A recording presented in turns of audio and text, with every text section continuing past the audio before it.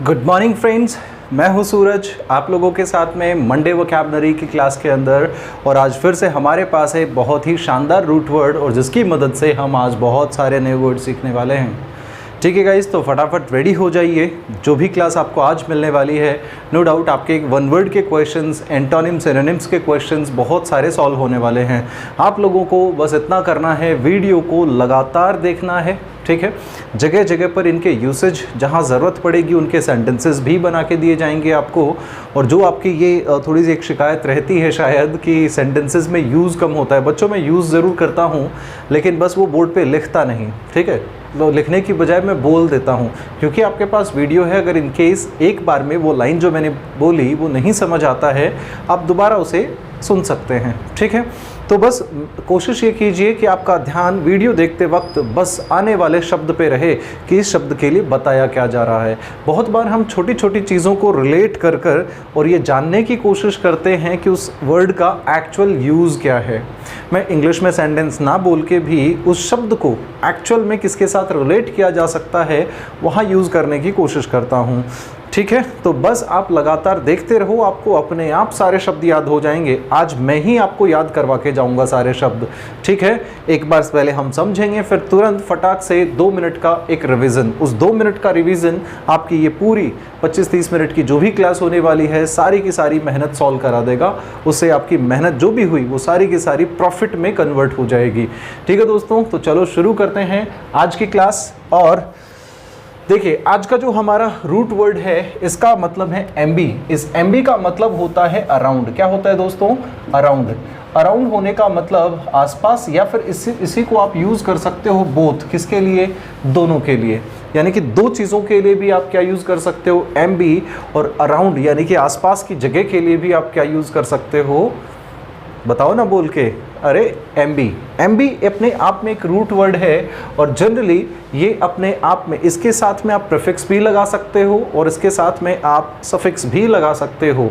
ठीक है, किस तरह से प्रीफिक्स और सफिक्स के यूजेस हुए हैं देखने की कोशिश करते हैं। पहला शब्द हमारे पास में लिखा हुआ है क्या? एम्बीडेक्स्टरस। दोस्तों, इस शब्द को समझने की आपको ज़रूरत है। अभी तक आप इस शब्द को जो जानते हो वो ये कि इसको अभी तक जितना आपको पता है, मेरे ख्याल से आप ये लोग जानते होंगे। इसकी अगर डेफिनेशन में लिखने की कोशिश करूँ, वन हु इज़ स्किल्ड, मैं समझाऊंगा इस बात को। One who is skilled with both hands. देखो, एक ऐसा इंसान जिसके दोनों हाथ में कुशलता है। कुशलता मतलब वो लेफ्ट हैंड से जितना अच्छे से काम कर सकता है, राइट हैंड से भी उतना ही अच्छे से काम कर सकता है। एक अच्छा सा एग्जांपल दूं, virus, not this Covid one, but आपने 3 इडियट्स मूवी ज़रूर देखी होगी, नो डाउट बहुत शानदार मूवी है। तो उसके अंदर जो वीरू सहस्त्र बुद्धि है, लाइफ एक रेस है, हाँ, रिमेंबर दैट कैरेक्टर जो कॉलेज का डीन होता है। सो वो जब बोर्ड पे लिखता है, यू मे हैव सीन कि वो दोनों हाथ से एक साथ लिखता है। इसके अलावा काफ़ी जगह पर उसको दिखाया गया, जब वो बुक पढ़ रहा होता है तो भी दोनों हाथ से उसके हाथ चल रहे होते हैं, लेटर लिखता है तो भी दोनों हाथ से लिखता है, राइट। तो ऐसे इंसान जो दोनों हाथों को बड़ी दक्षता के साथ, स्किलफुल के साथ में यूज़ कर सके, उसे को क्या कहते हैं? एम्बीडेक्स्टर। एम्बीडेक्स्टर, ठीक है। और इसी से एक और एडजेक्टिव आप बना सकते हो, इस डेक्स्टर को आप कन्वर्ट कर सकते हो डेक्स्टरस में। किस में दोस्तों? डेक्स्टरस में। ठीक है, मैं आपको लिख के बता देता हूँ डेक्स्टरस। जैसे कि आपको लिखना पड़ा डेक्स्टरस। क्या लिखना पड़ा दोस्तों? डेक्स्टरस। समझ में आई ये वाली बात? एम्बी डेक्स्टरस। ठीक है, अब समझो कि ये कैसे हुआ, ये शब्द बना कैसे। एम्बी का मतलब हुआ बोथ, ठीक है, दोनों। और डेक्स्टर का मतलब एक्चुअल में लैटिन या ग्रीक भाषा में इस शब्द को हैंड के लिए, राइट हैंड के लिए यूज़ किया जाता है। और राइट हैंड में भी यूज़ किस लिए कि डेक्स्टर को माना जाता है कि वो लोग जो राइट हैंडेड होते हैं, जो राइट हैंड से काम करते हैं, ऐसा माना जाता था। और अभी भी कुछ लोग मानते हैं कि उनके ऊपर, जो राइट हैंड से काम करते हैं, ऊपर वाले की बड़ी कृपा है। ठीक है, वो बड़े ही साफ दिल होते हैं, पाक होते हैं, या फिर बड़े ही कुशल होते हैं, सक्षम होते हैं। तो उनके लिए शब्द यूज़ होता था एम्बीडेक्स्टर। ठीक है दोस्तों। अब डेक्स्टर राइट हैंड के लिए, अब एम्बी डेक्स्टर यानी कि दो राइट हैंड तो किसी के होंगे नहीं, इसका मतलब क्या बन जाएगा, दोनों हाथों को ही वो राइट हैंड की तरह यूज करे। अब देखो इसी शब्द का एक और मीनिंग आता है, एक और मीनिंग कब आता है, दोनों हाथ में लड्डू रखने वाला इंसान, दोनों हाथ में, यानी कि दोनों हाथ से उसको प्रॉफिट हो। अब दोनों हाथ से प्रॉफिट होने का मतलब क्या हुआ, मान लो कि एक ऐसा इंसान है जो कोई भी काम करता है, उसके मान लो कि किसी इंसान ने आपसे कहा कि भाई ये काम कर दो, तो वो इस तरीके से उस काम को प्रोसीड करता है कि आप अगर उसको करेंगे तो उसको फ़ायदा होगा और नहीं करेंगे तो भी उसको फ़ायदा होगा, कुछ इस तरह से। या फिर कोई ऐसा स्टेटमेंट देना, कोई ऐसी बात कहना, कोई ऐसा प्लान लेके आना जिसके किसी भी तरफ जाने से उसका ही फ़ायदा होने वाला है। तो वहाँ पर इसका जो मीनिंग निकलता है वो निकलता है एक छलिया, एक कपटी, एक ऐसे इंसान का।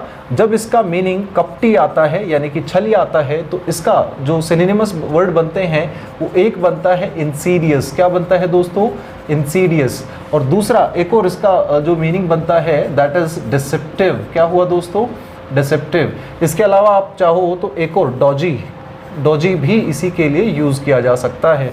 तो इसका थोड़ा सा ख्याल रखें। हो सकता है एम्बीडेक्स्टरस आपको वन वर्ड में पूछा जाए, वन वर्ड में पूछा जाएगा तो इसके लिए डेफिनेशन आपको दी जाएगी, one who is skilled with both hands. ठीक है, लेकिन अगर सिनोनिमस की बात हो सकता है कहीं कपटी वाली बात तो नहीं है। ठीक है, skilled with both hands, ambidextrous. लेकिन एम्बीडेक्स्ट्रस वो इंसान भी जो दोनों तरफ अपना फ़ायदा सोचता हो। ठीक है, उसको आप क्या कहेंगे, इंसीडियस या डिसेप्टिव या डोजी। नारायण नारायण, हाँ याद होगा आपको। ठीक है, आ जाओ अगले शब्द पे। लिखा हुआ है एम्बल। एम्बल शब्द जो यूज़ किया जाता है वो क्या होता है, जब आप कोई इंसान बड़ी मस्ती के अंदर मस्त है, आराम से टहल रहा है, बस उसे चलने को लेकर बिल्कुल ख्याल नहीं है, मस्ती में चल रहा है, चलते वक्त थोड़ा सा इधर झूलता है, थोड़ा उधर झूलता है, थोड़ी थोड़ी मस्ती हो जाने के बाद जो चाल आती है, नहीं एकदम से मदहोश होकर, right. I am not seriously about that, I am not saying that कि ये शब्द सिर्फ उसी के लिए यूज़ होता है, इट्स नॉट दैट। जब मस्त मगन होकर कोई घूमता फिरता है इधर उधर चलते वक्त, क्योंकि एम्बल का मतलब क्या हुआ, एम्बल का मतलब क्या हुआ भाई, एम्बल का मतलब क्या हुआ, दोनों। या फिर एक और मीनिंग क्या बताया था, अराउंड, आसपास। तो वो आसपास मतलब जो रास्ता है सीधा ना चलकर आसपास, कभी इधर कभी उधर, कभी इधर कभी इधर। ठीक है, तो एम्बल का मतलब आपको समझ में आया होगा। इसके सिनोनिमस के अगर मैं, अच्छा ये शब्द अपने आप में वर्ब है, देखो यहाँ पर पहले ही लिख दिया था मैंने उसी वक्त। एम्बल का सेकंड फॉर्म एम्बल्ड, एम्बल्ड थर्ड फॉर्म। ठीक है, इसी के सिनोनिमस में आप लिख सकते हो स्ट्रॉल। क्या लिख सकते हो दोस्तों, स्ट्रॉल। या फिर आप चाहो तो वॉन्डर भी कर सकते हो। क्या कर सकते हो, वॉन्डर, WANDER। या फिर मिएंडर भी एक अच्छा शब्द है, मिएंडर। इन तीनों शब्दों का जो मतलब होगा वो क्या होगा, एम्बल, यानी कि मस्ती में बस चलना, मस्ती में चलना, इस बात का ख्याल नहीं कि पैर एकदम सीधे हैं या फिर इधर उधर हो रहे हैं। ठीक है, चलो बढ़ चलते हैं अपने अगले शब्द पे। बहुत अच्छा शब्द है दोस्तों, और SSC के एग्जाम के हिसाब से वन वर्ड के पॉइंट ऑफ व्यू से यो मान के चलो, मैं आपको शब्द बता रहा हूँ, एम्बीडेक्स्टरस, एम्बीपेरस, ठीक है, और एक लाइक एम्बीसिनिस्टर। ये तीन शब्द ऐसे हैं जो रिपीटेटिव पूछे जाते हैं, फेवरेट शब्दों में से हैं SSC के। ठीक है, आप भी शायद प्रीवियस पेपर जब सॉल्व कर रहे हो तो शायद आप लोगों के सामने आ रहे होंगे ये शब्द, तो समझते हैं इनको। एम्बीपेरस, समझो इस शब्द को। एम्बी का मतलब क्या हुआ, अरे भाई एम्बी का मतलब हुआ टू। ठीक है, और पैरस एक्चुअल में यहाँ पर बात करता है प्लांट्स की, किसकी, प्लांट्स की। तो ऐसे पौधे, ऐसे प्लांट्स जिसके क्या होते हैं, हैविंग, जिसके फ्लावर्स भी होते हैं, फूल भी होते हैं, और जिनके लाइक लीव्स भी होती हैं। क्या होती हैं, लीफ।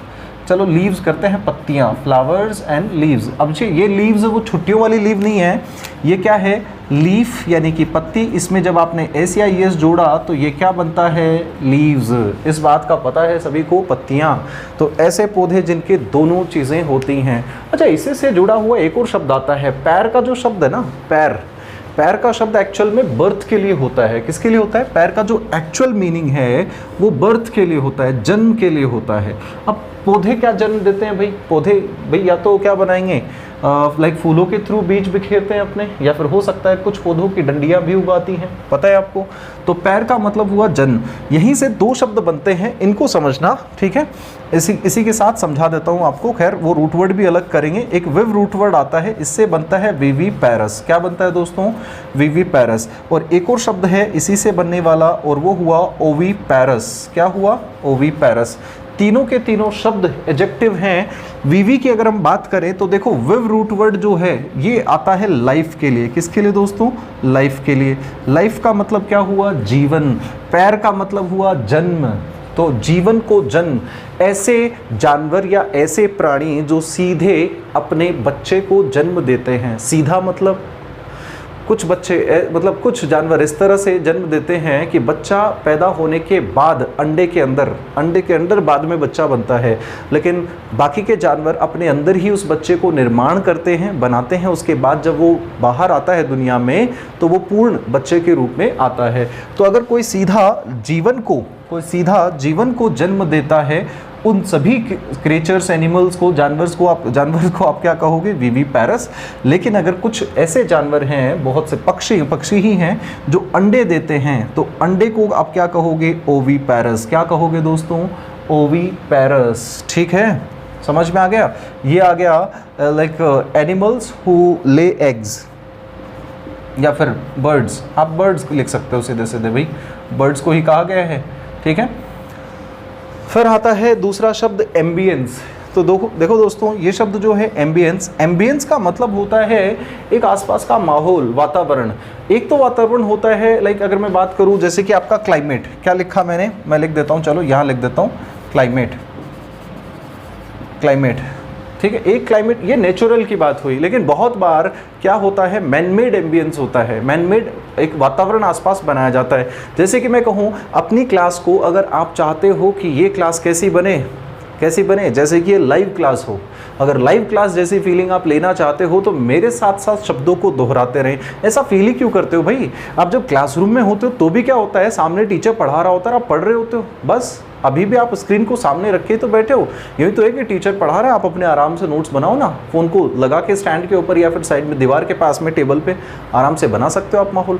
तो अब जो माहौल आप क्रिएट कर रहे हो, आप अपने आसपास पढ़ाई का माहौल क्रिएट कर सकते हो। अपने ऐसे लोगों के साथ रहें, या फिर अपने कजिन्स को, सिबलिंग्स को ये चीज़ कहें कि भाई चलो मुझसे क्वेश्चंस पूछो, मैं बताता हूँ, आज मैंने ये पढ़ा, उसमें ये खास चीज़ थी। अब आप क्या कर रहे हो? एक एम्बियंस क्रिएट कर रहे हो। तो एम्बियंस यानी कि आसपास का एटमॉस्फेयर। क्या हुआ दोस्तों? एटमॉस्फेयर। तो एक तो इसका सिनोनिमस क्या आया? क्लाइमेट, आप समझ सकते हो चाहो तो, और एक और मैंने बोला एटमॉस्फेयर। ठीक है दोस्तों, तो ये हुआ एम्बियंस का मतलब। आ जाओ अगले शब्द पर। अगला शब्द आपके सामने लिखा हुआ है, और वो शब्द क्या है? एम्बिट। एम्बिट का मतलब क्या होता है? अब बताइए, आप लोगों में से किसी को कोई नॉलेज? तो एम्बिट का मतलब होता है एक्चुअल में स्कोप ऑफ समथिंग। क्या? Scope of something. ये समथिंग है भैया, ठीक है, किसी भी चीज़ का, इसको रिप्लेस कर सकते हो आप, ठीक है। एम्बिट, जैसे कि अगर मैं बोलूँ एम्बिट ऑफ लॉ, मैंने कहा एम्बिट ऑफ लॉ, देखो इसके यूज़ बता रहा हूँ। अब मैंने कहा था आपको जहाँ ज़रूरत पड़ेगी वहाँ यूजेस भी बताऊँगा। एम्बिट ऑफ लॉ, कानून का जो स्कोप है, दायरा है, बात हो रही है दायरे की, लिमिट की। आप इसी चीज़ को बाउंड्री समझ सकते हो। क्या समझ सकते हो? बाउंड्री, ठीक है। चाहो तो इसी को एक और चीज़ कहते हैं, कन्फाइंस। क्या कहते हैं? कन्फाइंस। कन्फाइंस या बाउंड्री कह सकते हो आप, और लाइक क्या समझ सकते हो? स्कोप समझ सकते हो। तो यही तो चीज़ है किसी भी चीज़ की, जब आप बात करते हो कि इसकी हद क्या है, लिमिट क्या है। जैसे कि अगर आप बाहर जा रहे हो तो अभी आप जो भी डायरेक्शंस दिए हैं गवर्नमेंट ने, उनके एम्बिट के अंदर जा सकते हो। Ambit of directions, you can go outside, ठीक है। कैसे कि भाई आपको बाहर जाना है तो आप बाइक पर अगर हो तो अकेले जा सकते हो, 2 व्हीलर के 4 व्हीलर के अंदर अगर हो तो आप 2 या 3 लोग जा सकते हो, ठीक है। या फिर आपको मास्क लगाना बहुत ज़रूरी है, आप उसके बगैर बाहर नहीं जा सकते। तो आपके लिए एक एम्बिट तैयार किया गया, एक बाउंड्री, एक स्कोप, एक दायरा, लिमिटेशंस तैयार की गई हैं, ठीक है। तो इसीलिए मैंने कहा एम्बिट ऑफ लॉ। एम्बिट किसका भाई? लॉ, कानून का दायरा। सारे काम कानून के दायरे में रहकर किए जाते हैं, अच्छे और हों चाहे बुरे हों, लेकिन कानून के दायरे में होते हैं, ठीक है। सो अब समझ में आई आपको चीज़ें, एम्बिट का यूज़ आपको समझ में आया, एक कोलोकेशन आपने देख लिया। कोलोकेशन का मतलब शब्दों की वो जोड़ी जो जनरली साथ आती है, तो इस तरह से इसको यूज़ किया जाता है एम्बिट ऑफ लॉ। ठीक है, अगला शब्द देखो एम्बिग्यूटी। एम्बिग्यूटी का मतलब क्या होता है? एम्बिग्यूटी, और एक और शब्द लिखा हुआ है इसी के नीचे, क्या लिखा हुआ है? एम्बिवलेंस। ये दोनों के दोनों शब्द आपस में एक दूसरे के सिनोनिमस की तरह काम कर सकते हैं। कैसे? क्योंकि इन दोनों का जो मतलब होता है वो होता है जब इंसान बड़ा डाइसी सिचुएशन में होता है ना। डाइसी मतलब कि भाई ये भी ठीक है वो भी ठीक है, क्या करूँ क्या ना करूँ, कैसे मुश्किल है। हाँ, ऐसी जब घड़ी आ जाए, ज़रूरी नहीं कि मोहब्बत वाली ही बात हो, है ना, कुछ भी हो सकता है भाई। बहुत बार ऐसी सिचुएशन आ जाती है इंसान के पास कि उसे समझ नहीं आता, ठीक है, कि ये चीज़ ठीक, उसे ये भी चीज़ ठीक लगती है, वो भी चीज़ आप भी कभी कभी एम्बिग्यूटी में होते हो कि नहीं होते हो? When you are going to a shop and buying something for you, suppose, right, you got the budget for one, like एक हो सकता है, एक ड्रेस हो सकती है, फिर लाइक एक jeans, suppose you got the budget of like a pair of jeans. एक ही जीन्स आप खरीद सकते हो, ठीक है, उतना ही बजट है, but you have liked 2 pairs of jeans actually, दो जीन्स आपको पसंद आ गई हैं, क्या करोगे? What will you do? हाँ, क्या करोगे भाई? क्या सोचेंगे भाई, ये लूँ या ये लूँ, ये ले लूँ, कहीं ये तो नहीं है कि ये वाली अच्छी है मुझसे छूट जाए। तो ऐसी जो सिचुएशन है उसी को क्या कहते हैं? एम्बिग्यूटी। और कभी कभी इंसान बोलते वक्त भी कुछ ऐसा होता है। इसके एक सिनोनिमस में एक शब्द आता है, बहुत प्यारा शब्द है, इसको देखना, आगे हो सकता है आपको ज़रूरत पड़े। बैंकिंग के एग्जाम के अंदर इस शब्द को दिया गया था। किसमें दिया गया था? एक पैसेज के अंदर ये चीज़ आई थी, फिर इसका मतलब पूछा गया था कि होता क्या है, एंड दैट इज इक्विवोकेशन। क्या होता है दोस्तों? अरे ये चल क्यों नहीं रहा भाई? हाँ, इक्विवोकेशन। इक्विवोकेशन का मतलब हुआ कि इक्वी, देखो इक्वी शब्द बना है इक्वल, इक्वल का मतलब हुआ बराबर, ठीक है, बराबर। वॉक का मतलब यूज़ होता है बोलने से लेकर, वॉक किस लिए आता है? बोलने को लेकर। मतलब हुआ, देखो वॉक से बनता है वोकैबुलरी शब्द, भाई उनको बोलते ही तो हैं हम। तो अब समझ, वॉक से बनता है आपका वोकल, ठीक है, या फिर मैं बोलूँ कि लाइक और क्या हो सकता है, there are so many word, walk को भी हम समझ लेंगे। तो वॉक का मतलब आया बोलने से लेकर, स्पीक से लेकर, ठीक है। अब आप बोल भी रहे हो और बराबर बोल रहे हो। बराबर बोलने से मतलब क्या हुआ है? कम या ज़्यादा नहीं, कि भाई एक पॉइंट है, उस पॉइंट के आप पक्ष में भी बोल रहे हो, उस पॉइंट के पक्ष में भी बोल रहे हो, यानी कि आप कंसेप्ट क्लियर नहीं है। आप क्या हो? फिर से डाइसी सिचुएशन में आप वन साइडेड नहीं हो, आप एक तरफ नहीं जा रहे हो, आपको एक चीज़ सही नहीं लग रही है। यही तो बात इसमें है भाई। आप इसी को समझ सकते हो एक और शब्द से, अनसर्टेनिटी वाली जब फीलिंग आती है उसी को आप क्या कहते हो? एम्बिग्यूटी या फिर एम्बिवलेंस कहते हो गए दोनों शब्द एक साथ में, ठीक है। यूसेज भी बता दिया मैंने आपको। चलो दूसरे अगर मैं बात करूं, आपके सामने लिखा हुआ है एम्बिलेटरल। मेरे ख्याल से सब लोगों के लिए आसान शब्द है। लेटरल का मतलब आपको पता होगा क्या होता है? सतह। क्या होता है दोस्तों? सतह। और सतह मतलब सरफेस, इंग्लिश के अंदर आप सरफेस समझ सकते हो, ठीक है। किसी भी चीज़ की दो सतह, जैसे कि अगर मैं आपको कहूँ कि भाई ये जो बोर्ड है इसकी दो सतह है, एक ये है एक उस तरफ है, ठीक है। दो सतह का एक शीट होती है, आपका एक पेज है तो उसकी भी दो सतह, एक ऊपर वाली एक नीचे वाली, ठीक। तो ऐसी चीज़ें जिसकी दो सतह हों उसे आप क्या कहोगे? एम्बिलेटरल। अगर मैं बोलूँ कि भाई चार सतह होती हैं किसी चीज़ की तो वो क्या हो जाएगा? क्वाड्रिलेटरल, ठीक है। तो इस तरह से बढ़ता जाता है। तो क्वाड्री यानी कि भाई क्वाड यूज़ किया जाता है चार के लिए। आप आ रहे हैं ना आजकल के सारे phones, quad camera setup, quad camera setup मतलब क्वाड का मतलब चार, तो ये हो जाएगा क्वाड्रिलेटरल, ठीक है। अब समझिए सतह का मतलब, अब एम्बी मतलब दो सतह हो गया। इसी के लिए आपके देखो मैथ्स में भी तो एक शब्द आता है बाइलेटरल, आता है क्या? बाइलेटरल सुना होगा आपने। बाई का मतलब भी टू होता है, ये हमने सीखा था एक जगह पर जब मैंने आपको गैमी रूट वर्ड सिखाया था। तो बाई, बिगैमी याद है? BIGAMY, बिगैमी, दो शादियाँ, तो ये दो के लिए आता है। बाई से ही हमने समझा था बाइलिंगुअल, ठीक है। तो बाई का मतलब टू और लेटरल मतलब सतह। तो दो सतह वाली कोई भी चीज़ होगी उसे आप क्या कह सकते हो? एम्बिलेटरल या बाइलेटरल। दोनों के दोनों क्या हैं? दोनों के दोनों क्या हैं भाई? अपने आप में एक दूसरे के सिनोनिमस हैं, ठीक है। अब आ जाओ अगले शब्द के ऊपर। एम्बीवर्ट, क्या लिखा हुआ है दोस्तों, एम्बीवर्ट। ये शब्द बहुत ही फेवरेट है, बहुत ज़्यादा फेवरेट है। एसएससी के जो सीएचएसएल और सीजीएल और सीपीओ के जो एग्ज़ाम हैं या फिर स्टेनो के एग्ज़ाम हैं, सबसे बहुत बार पूछा जाता है। देखो ये क्या होता है, अरे यार ये ब्लू चल नहीं रहा है, चलो एम्बीवर्ट की अगर मैं बात करूँ, क्या होता है कि कुछ इंसान, एम्बी का मतलब आपको पता ही है भाई, दो की बात हुई, ठीक है। एक ऐसा इंसान जो दोनों तरह का कैरेक्टर रखता है। किस तरह का कैरेक्टर, दो तरह के कैरेक्टर, मतलब दो तरह की नेचर होता है इंसान का, या तो वो होता है इंट्रोवर्ट, ठीक है, या वो होता है एक्सट्रोवर्ट। इंट्रोवर्ट और एक्सट्रोवर्ट से क्या मतलब हुआ, अंतर्मुखी और बहिर्मुखी। अंतर्मुखी वो इंसान जो ज़्यादा बातें शेयर नहीं कर पाता। मैं बोलूँ कि यार वो बड़ा ही इंट्रोवर्ट इंसान है। इंट्रोवर्ट मतलब कि वो बातें शेयर नहीं करता, यार अपने आप के अंदर रहता है। इंट्रो अंदर, अपने अंदर ही रहता है, ठीक है, ज़्यादा चीज़ें शेयर नहीं कर पाता। अगर मैं बोलूँ एक्सट्रोवर्ट, तो एक्सट्रो का मतलब क्या हुआ, ई लग गया, ई, ये भाई ई टी नहीं है, एट्रो नहीं है भाई, एक्स था, ठीक है, एक्स, एक्स्ट, अरे फिर भी गलत लिखा हुआ है ना, एक्सट्रोवर्ट, एक्स छूट ही गया था, टी ठीक था वो, अब टी आगे रह गया बस यही है, माइंड डोंट वरी। तो एक्सट्रोवर्ट का मतलब हुआ कि एक्स लग गया बाहर, एक्स लग गया बाहर, एक्स याद करो, नहीं उसे नहीं, कभी दूसरी जगह पे आपने इस चीज़ को देखा होगा ना, ठीक है। तो एक्स का मतलब एक्सट्रोवर्ट का मतलब हुआ बहिर्मुखी। एक ऐसा इंसान जब वो किसी के साथ डिस्कशन में होता है तो बड़े खुल के बातें करता है, खुद मतलब घुल मिलनसार होता है, जल्दी घुल मिल जाता है, खूब बातें कर सकता है। लेकिन वहीं पर अगर मैं एम्बीवर्ट की बात करूं, मतलब एक ऐसा इंसान जो बातें शेयर करता भी नहीं और एक्सट्रोवर्ट मतलब बातें खूब शेयर करता है, ये कैसे हो सकता है भाई।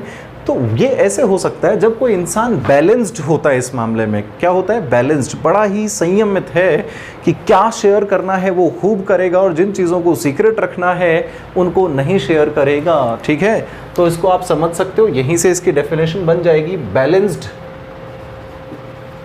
Balanced in introvert and extrovert behaviour, ठीक है। आप ऐसा समझ सकते हो, जब कोई इंसान इस मामले में बैलेंस रख ले उसे आप क्या कहोगे, एम्बीवर्ट। आ जाओ अगले शब्द पे। थोड़ी देर पहले हमने चर्चा करी थी कि भाई ये बड़ा ही इम्पॉर्टेंट शब्द है। क्यों इम्पॉर्टेंट है, मैंने कहा था एम्बीडेक्स्ट्रस, और और कौन सा शब्द बताया था, एम्बीपैरस, और एक आपको बताया था ये आपका एम्बिसिनिस्टर। देखो डेक्स्टर अगर राइट हैंड है तो सिनिस्टर जो यूज़ किया जाता है वो लेफ़्ट हैंड के लिए किया जाता है। किसके लिए, लेफ़्ट हैंड के लिए। हम उसके साथ ही से समझ सकते हैं जो राइट हैंड से जो लोग काम करते हैं उन पर हमने थोड़ी देर पहले समझा कि ऊपर वाले का बड़ा ही आशीर्वाद होता है, हाथ होता है, उसे माना जाता है कि ये बड़ा अच्छा है, ठीक है, ये शुभ है कोई भी काम करे। लेकिन अगर लेफ़्ट हैंड से कोई काम किया जाए तो वो अशुभ हो गया, या फिर जो इंसान लेफ़्ट हैंडर हैं वो अशुभ हैं, वो सही नहीं होते, उन पे किसी पाप का साया है, कुछ इस तरह की बातें पहले मानी जाती थी, ठीक है। तो उसी को क्या कहते हैं, एम्बिसिनिस्टर। अब एम्बी की बात मतलब दोनों के दोनों हाथ कैसे भाई, उल्टे, मतलब उल्टा हाथ होना, मतलब आप कोई भी काम को करते हो, आप अगर राइट हैंडेड हो तो राइट हैंड से ही तो अच्छे से कर पाओगे, लेफ्ट हैंड से नहीं कर पाओगे भाई। अगर मैं मान लो कि लिखने का काम राइट हैंड से करता हूँ, थोड़ा ठीक लिखा जाता है, लेफ्ट हैंड से तो हैंड राइटिंग बिल्कुल गंदी आएगी, शायद मैं सीधी लाइन में लिख भी ना पाऊँ, है ना। तो यानी कि ठीक इसी तरह से ये शब्द काम करता है जब कोई इंसान दोनों हाथ से ही बड़ा गंदा करता है, मतलब वो दोनों हाथ से बड़ा बेढंगा है, क्लमजी है। क्या है दोस्तों, clumsy, clumsy with both hands,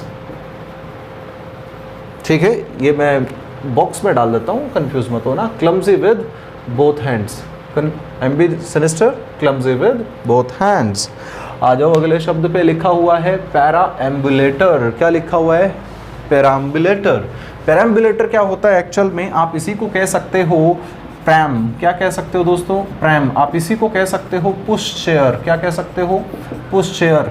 या फिर अगर मैं कहूँ तो आप इसी को कह सकते हो कैरियज। क्या कह सकते हो, कैरियज। चलो एक और अच्छा शब्द दे देता हूँ और आपको बड़ी आसानी से समझ में आ जाएगा, बेबी बगी।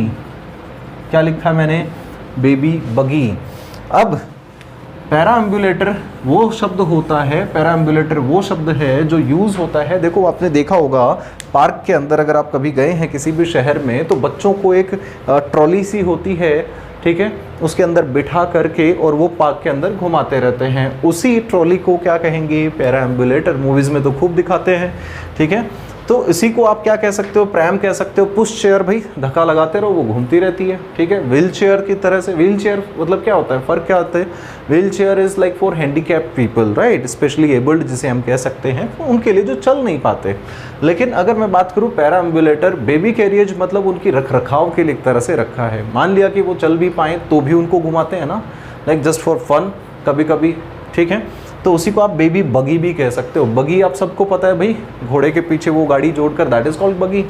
अगला शब्द लिखा हुआ है आपके सामने एम्बुलेंस। क्या ये बताने की ज़रूरत है? लेकिन शब्द बड़ा आसान है और ये बना किससे? देखो, एम्बी रूट वर्ड से। एम्बी का मतलब हुआ अराउंड करना, ठीक है, आसपास सॉरी अराउंड, आसपास की जगह में, या फिर बोथ। लेकिन यहाँ पर ये शब्द जो आया है वो किसको लेकर आया है? अराउंड, आसपास। तो एम्बुलेंस मतलब जब भी इसे रास्ते की ज़रूरत पड़ती है तो जहाँ से ज़रूरत पड़ती है आसपास में घूमते फिरते निकल सकती है। तो इसे क्या चाहिए? जगह चाहिए, ठीक है। जहाँ जगह मिली उधर ही घुस गई, क्योंकि इसे पेशेंट को टाइम से पहुँचाना होता है, ठीक है। तो ये है आपकी आज की वोकैबुलरी। फटाफट मैं रिवाइज कर देता हूँ सभी शब्दों को, अब मेरे साथ मिलकर दोहराएंगे। एम्बीडेक्स्टर का मतलब हमने समझा था क्या? एक ऐसा इंसान, one who is skilled with both hands, जिसके दोनों हाथ स्किल्ड हो, दक्षता से भरे हो। इससे एडजेक्टिव डेक्स्टर से डेक्स्टरस बन सकता है। अच्छा, तो एम्बी सिनिस्टर का एम्बी सिनिस्टरस हो सकता है? बिल्कुल हो सकता है। चलो ले आते हैं। इसी का एक और अदर मीनिंग हमने समझा, कभी कभी इस चीज़ को कनिंग, कपटी के रूप में समझ लिया जाता है, उसे इंसीरियस, डिसेप्टिव या डोजी आप कह सकते हैं, ठीक है। अगले शब्द पे एम्बल। एम्बल का मतलब हमने समझा भाई मस्ती के अंदर इधर उधर घूमना, ठीक है। सिनोनिमस के अंदर स्ट्रॉल है, मेंडर है और एक वांडर है, ठीक है। फिर है आपका एम्बी पैरस। पैरस का पैर का मतलब हमने समझा था बर्थ, और एम्बी का मतलब दोनों, लेकिन ये प्लांट्स के लिए यूज़ होता है, पौधों के लिए यूज़ होता है, और ऐसे पौधों के लिए जो क्या करते हैं, दोनों तरह से, लाइक जिनमें पत्तियां भी होती हैं और फ्लावर भी होते हैं, उन्हीं को आप क्या कहोगे? एम्बी पैरस। ऐसे पौधों को, कुछ ऐसे होते हैं जिनमें सिर्फ पत्तियां लगती हैं, फूल नहीं लगते ना, लेकिन कुछ ऐसे होते हैं जिनमें पत्तियां और फूल दोनों होते हैं, उन्हीं पौधों को क्या कहा जाएगा?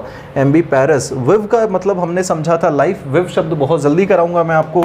लाइफ होता है इसका मतलब, विव से बना विविपैरस। विविपैरस मतलब ऐसे क्रीचर, ऐसे जानवर जो क्या करेंगे? सीधे यंग वंस, सीधे बच्चों को जन्म देते हैं, लेकिन अंडे देने वालों को क्या कहते हैं? Oviparous. Is that clear guys? I hope I am clear. अगला शब्द है एम्बियंस का मतलब आसपास का माहौल, आपके आसपास की सराउंडिंग क्या है वो।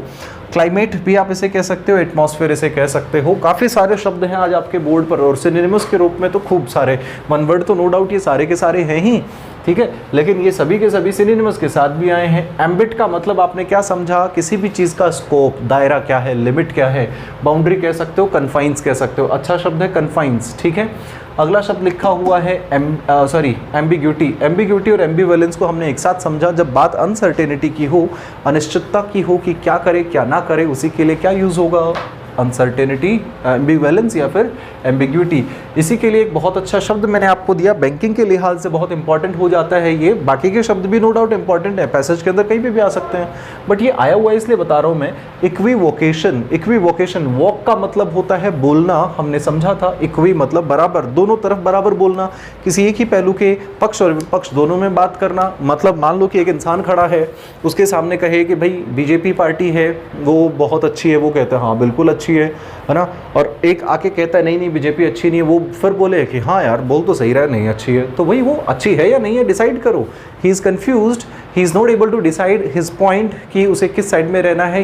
Like either he has to favour और he has to like go against of it, लेकिन नहीं, he is uncertain about his ideas, about his wishes, about his future plan. उसी को आप क्या कहोगे? एम्बिग्यूटी, ठीक है।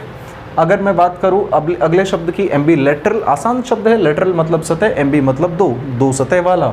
बायोलेटरल का मतलब भी इसी के सिनोनिमस में आप डाल सकते हो। एम्बीवर्ट का मतलब हमने समझा जो इंट्रोवर्ट भी हो और एक्सट्रोवर्ट भी हो, ठीक है, बोलने के अंदर जो बैलेंस रखता है कि क्या चीज़ें कहनी है वो बता दे और जो नहीं बतानी वो छुपा ले। ठीक है, अगला शब्द है एम्बिसिनिस्टर। हमने समझा थोड़ी देर पहले उसके साथ, वो दोनों के दोनों हाथ से बड़ी निपुणता से काम करते हैं, बड़ी दक्षता से काम करते हैं, स्किलफुली काम करते हैं। ये दोनों ही हाथ से गंदा होता है। लेफ्ट हैंड से आपको लगता है कर रहा है, गंदा कर रहा है, आप बोलोगे राइट हैंड से करो, लगेगा ये उससे भी गंदा है, तू रहने दे भाई।